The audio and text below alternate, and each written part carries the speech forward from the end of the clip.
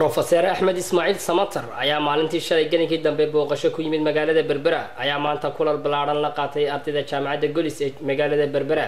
iyo maamulka iyo macallimiinta jaamacadaasi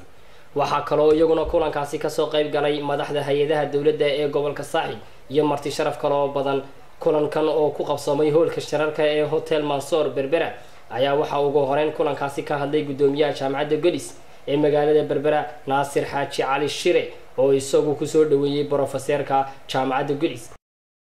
warayga Soomaaliyeed aamisay iska bedeshay taas waxay ku sameyn doontaa oo ay ku yeeli doontaa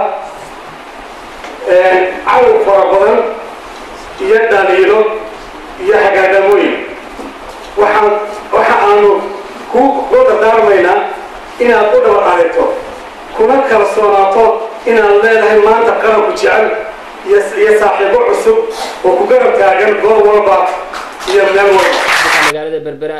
iyo maareeyaha dekedda Berbera hadallo kooban goobtaasi ka soo jeediyeen oo dardaaran u badan oo ay u jeediyeen Professor Ahmed Ismail Samatar ugu dambeyntii ayaa waxa isaguna hadal dhinacyo badan taabanaya goobtaasi ka soo jeediyay Professor Ahmed Ismail Samatar oo ugu horeyn bulshada reer Berbera uga mahad celiyay soo dhaweynta fiican ee ay ku qaabileen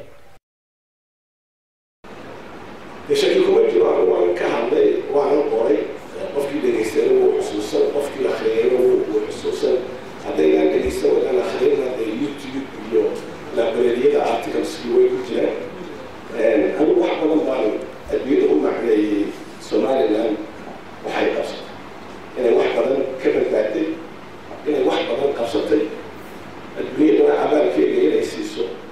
إيه بدل ما كان لو تنكسر الموضوع كان حمر أني قلت له لا ينطقها وتذكر ما عليه